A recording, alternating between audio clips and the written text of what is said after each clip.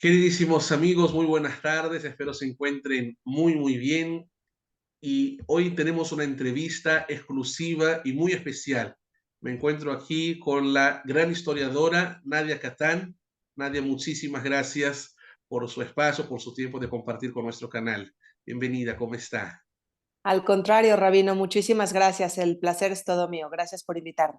Ay, qué gusto. Debo decir que soy un gran admirador suyo. Y, Gracias.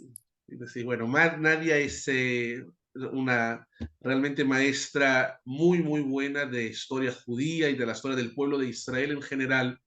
Así que ya después de la entrevista pasaremos información para que puedan conocerla más. Y bueno, le quería hacer una pregunta, Nadia, a usted como historiadora, y es que justamente en estas semanas estamos leyendo en la Torá Parashat Yitro, que habla del nacimiento de nuestro pueblo, ¿no? El pueblo recibe los 10 mandamientos allá en el monte Sinai hace como 3.300 años atrás. Y desde entonces, bueno, creo que somos de los pueblos más antiguos, pero que a pesar de haber sido muy perseguidos, de estar dispersos, de ser una minoría, a comparación de otros pueblos, aquí estamos. Acostumbramos decir con orgullo, Am Israel Jai, y lo cantamos. Y la pregunta es, ¿cuál es el secreto, Nadia? ¿Cómo ve usted como historiadora? ¿Cómo hemos podido sobrevivir? ¿Cuál es el secreto de la supervivencia judía? ¿Cómo ve La usted? Una verdad es pregunta. que es una pregunta muy interesante y tengo que decir como académica que un poco me quedo sin una respuesta. Ha sido tan impresionante. Es decir, revisemos la historia, Rabino. En épocas de, vámonos muy atrás, 2 siglos antes de la era común, el helenismo estaba en toda Europa, todo Medio Oriente, gracias a Alejandro Magno y la herencia que dejó, que fue esta combinación de culturas en la que se genera un helenismo maravilloso, esplendoroso, en donde tiene muchísimos atractivos, como por ejemplo la belleza del cuerpo humano y los gimnasios y la astronomía y las matemáticas y la literatura. Y los judíos deciden conservar su judaísmo. Es cierto que sí, hay muchos judíos que se ven atraídos y que terminan asimilándose a otras culturas, pero el judío logra superar esta prueba tan tremenda que va a ser el tiempo del helenismo, en donde lo importante era pues pertenecer todos a un mismo pueblo y a una misma cultura. Luego vamos a tener un judaísmo que no es difícil de conservar porque el mundo en general, lo que rodea esta Europa cristiana medieval, pues va a perseguir mucho al pueblo judío, lo va a señalar, a acusar de diferentes cosas, que si los judíos matan niños cristianos, que si los judíos son los causantes de la peste negra o la peste bubónica, que si los judíos acuchillan hostias en las iglesias para realizar otro asesinato simbólico, aunque sea de Jesús. Son tantas las acusaciones y obviamente sus respectivas expulsiones o masacres medievales que van a provocar que el judío se encierre más en sí mismo. Estos guetos medievales, formados un poco por los reinos cristianos o reinos católicos, es más correcto decirlo, y otro poco por las comunidades judías que quieren cuidarse y que además tienen un estilo de vida que necesitan estar concentrados en una misma región. Ejemplo, tener la escuela cercana, tener el rastro que pues produce estas reses y pollos kosher en donde fueron estos animales sacrificados con todas las leyes de kashrut, que la ley judía lo indica. Tiene que haber la sinagoga, la tevilá o la mikvah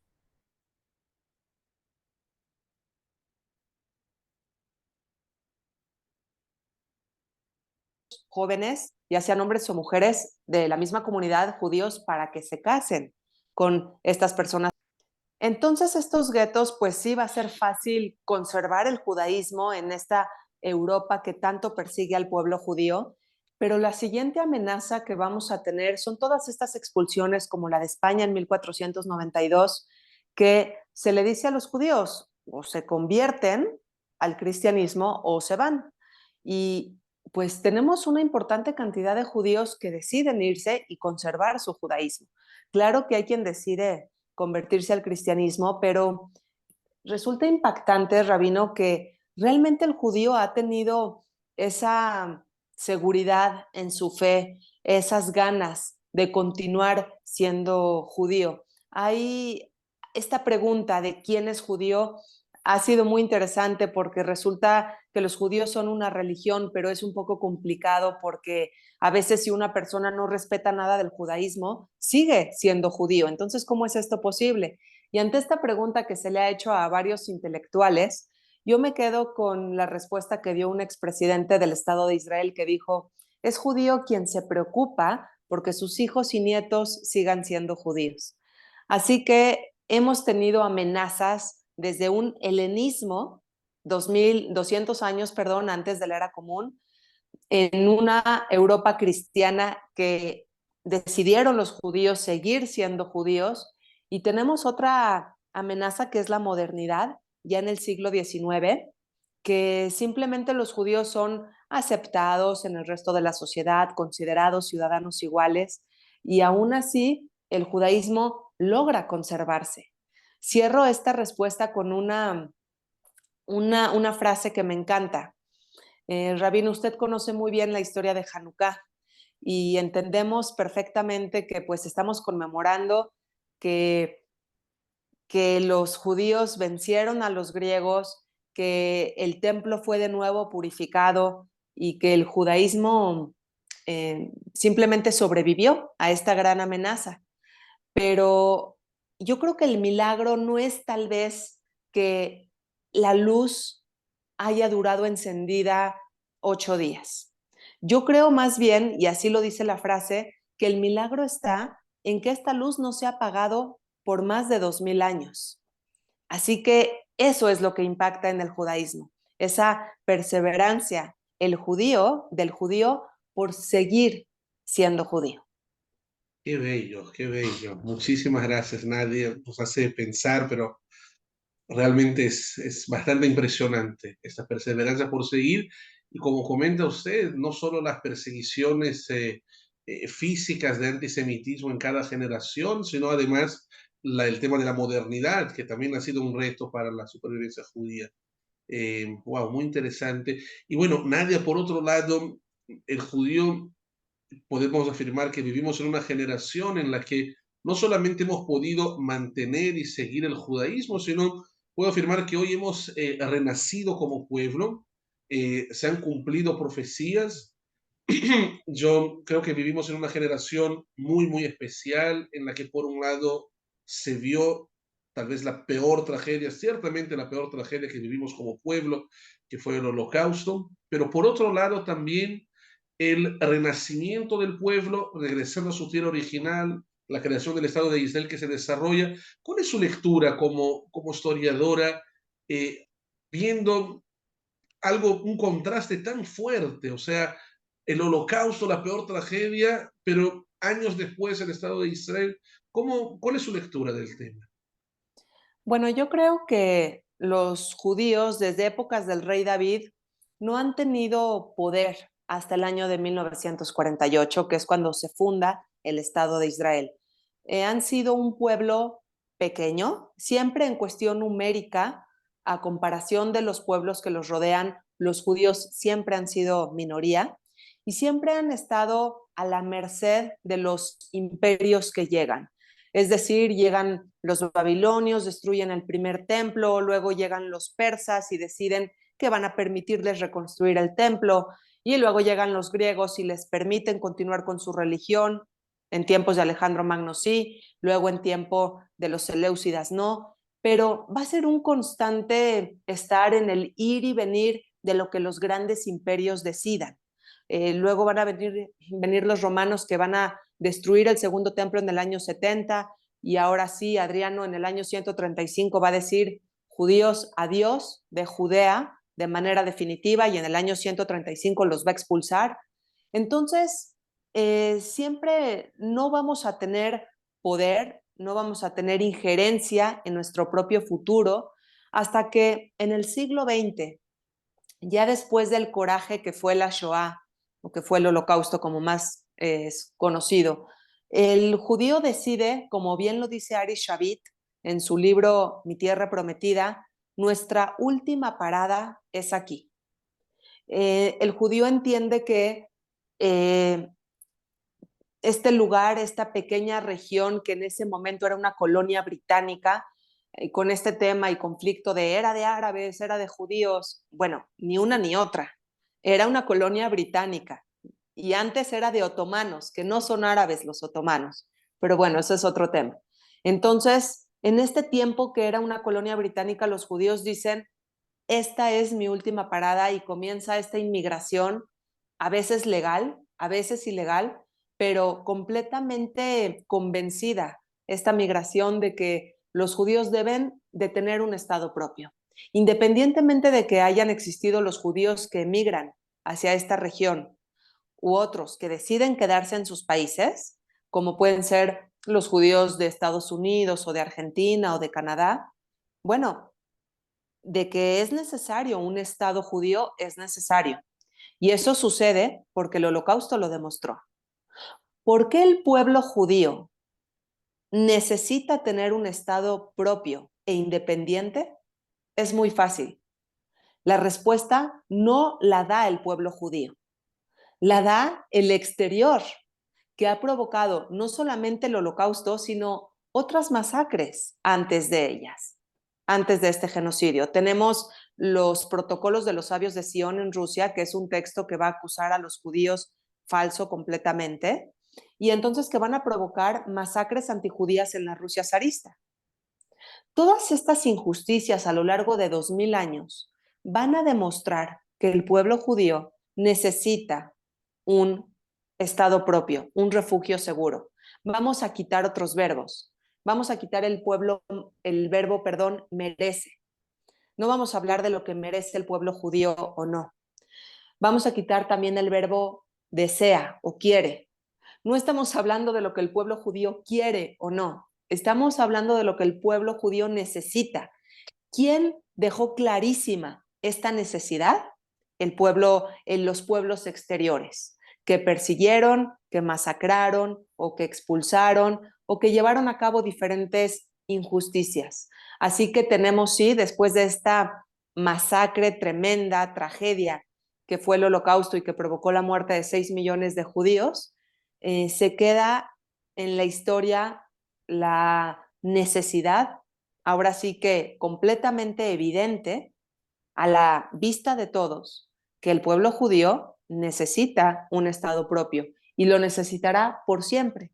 Por eso el pueblo judío cuida tanto este país, porque lo entendemos como un refugio seguro y lo entendemos como el único país judío en el mundo. No hay otro. Hay muchos países que son católicos, hay muchos países que son musulmanes. País judío, solo hay uno. Y por esta unicidad es que el pueblo judío debe cuidarlo con tanto cuidado. Wow, qué bello, qué bonito. Gracias, Nadia, por lo que nos comparte. Y yo le quería preguntar justamente sobre este tema de que prácticamente en cada generación nos han acusado, nos han atacado. Y usted ha mencionado que siempre hemos sido una minoría bastante quizá insignificante. Entonces, ¿qué es esta obsesión por el judío? O sea, claro que no hay una justificación, pero ¿será que existe alguna explicación del por qué perseguir al judío hasta hoy en día que no se ha terminado el antisemitismo? Yo creo que el judío tiene un ingrediente que voy a mencionarlo, aunque ese ingrediente esté lleno de tabú. El judío lucha por mantenerse en su condición de judío. Yo soy una persona muy inclusiva. Tengo amigos de todas las religiones, de todas las nacionalidades y alumnos también de todas las religiones y nacionalidades. Pero sí tengo clarísimo que para que una cultura o religión se mantenga con su riqueza que tiene por ser lo que es, tiene que mantenerse. Es decir, hablemos de gastronomía. Si nosotros agarramos la mostaza, ¿de acuerdo? Ujú. Y entonces la mostaza tiene su sabor, tiene sus ingredientes y tiene su riqueza por lo que es, ser mostaza. Pero si nosotros agarramos en un momento y combinamos la mostaza con puré de tomate, ya tenemos otro sabor. La mostaza se perdió. Tal vez tengamos un sabor delicioso, es probable, pero es un nuevo sabor. La mostaza como tal se perdió. El judío ha tratado de conservarse porque trata de conservar fe, pero también tradiciones.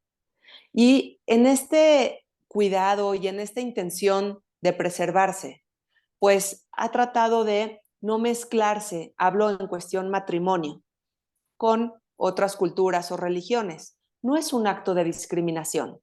De hecho, usted mejor que nadie, rabino, sabe que en el judaísmo discriminar es un pecado porque hacer sentir mal a alguien, humillar a alguien, en el judaísmo es uno de los peores pecados que un ser humano puede cometer. Yes. Así que no es un acto de discriminación, es un acto de querer conservarse en lo que es un pueblo judío.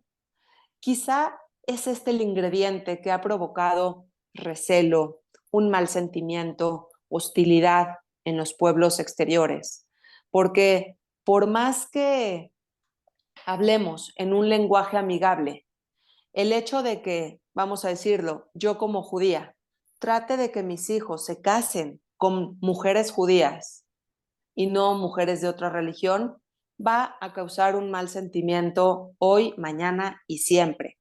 Pero ojalá, yo espero que sí, algún día se entienda de que esto no es un tema de discriminación, sino de querer conservar la religión judía en su naturaleza, en su riqueza. Que bueno, que si mi hijo se casa con una persona que se convirtió al judaísmo, por supuesto, la conversión está permitida en el judaísmo. Aquí la intención, como bien lo dijo aquel expresidente, te lo repito, la intención es que hijos y nietos sigan siendo judíos. Así que no es un tema de discriminación, sino de querer conservar.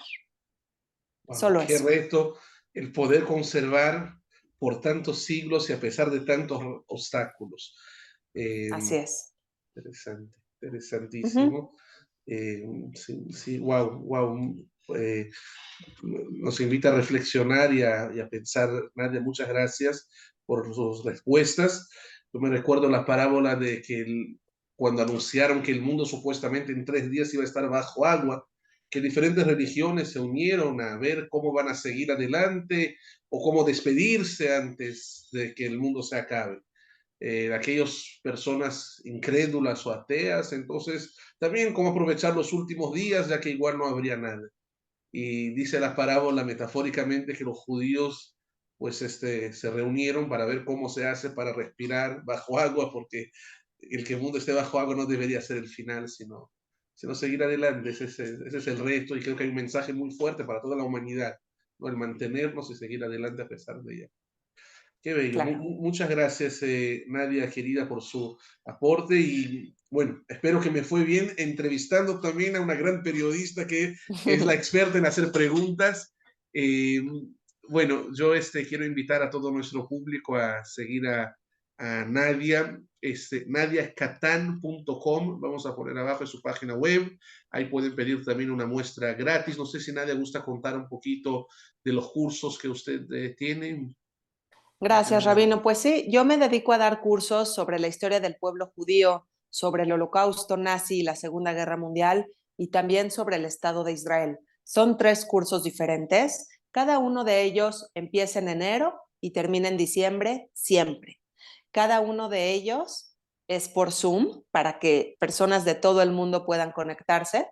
Cada uno de ellos abarca toda la historia de su respectivo lapso que estamos estudiando en ese curso y es ya sea lunes, martes o miércoles de 8 a 9 y media de la noche. Siempre son en la noche. De 8 a 9 y media de la noche, un momento en donde ya nuestras labores terminaron, a lo mejor ya los niños están en la cama dormidos y ya terminó nuestra jornada laboral y podemos conectarnos. La verdad es que son clases que siempre se van compartiendo con imágenes, con videos, para que puedan ser muy, muy ilustrativas. Una clase de historia no tiene por qué ser aburrida, al contrario, puede ser un gran viaje y esa es la intención, hacer un recorrido que realmente sea un increíble y muy ilustrativo viaje en donde las personas puedan ir respondiendo todas sus preguntas, en donde no se dejen espacios en blanco, como a veces sucede a lo largo de la vida.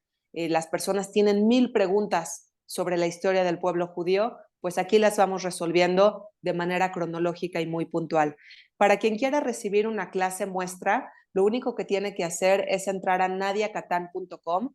Ahí encontrarán un botón que dice enviar mensaje y listo. Solamente le dan clic ahí, ya estamos en contacto por WhatsApp, piden su clase muestra, se les hará llegar y si quieren inscribirse a estos cursos son más que bienvenidos. Qué bello, muchas gracias, Nadia. Excelente. Y por ahí vi que también tiene un viaje a Israel, tal vez, por organizarse. Sí, es probable que se organice este viaje en agosto, estamos hablando de agosto 2023, 9 días al Estado de Israel con guía en español completamente capacitado y profesional, visitando lugares judíos y lugares cristianos, porque mis cursos esos son inclusivos completamente, en donde no soy proselitista, no intento que nadie se una a ninguna fe, ni siquiera mis creencias son importantes o las creencias de los alumnos. Lo que hacemos en estos cursos es aprender. Así que, pues bueno, este viaje también me pueden pedir informes sobre este viaje, que tiene un precio muy justo, que va a tener noches culturales con grandes ponencias, conferencias que vale la pena escuchar, que son una oportunidad porque son eminencias en el Estado de Israel. Así que ojalá que pues personas de tu audiencia se quieran sumar a este viaje. Seguramente que sí, Nadia. Muchas gracias y bueno, felicitaciones por todo lo que hace. En una ocasión la escuché decir en un video de que cada parte del judaísmo que alguien conoce es como una piececita de un rompecabezas. Creo que así la escuché decir. Una película, una canción, una parte de la historia y se va entendiendo, ¿no? Este mundo tan complejo y profundo que es el judaísmo. Eh, Es correcto. sí. Bueno, muchísimas gracias por su tiempo, súper interesante Gracias, y Rabino. gracias. Muchas gracias. Gracias a usted y pues un saludo a toda su audiencia. Bendiciones Mu- para todos. Gracias. Muchas gracias, puras bendiciones. Bye bye. Bye.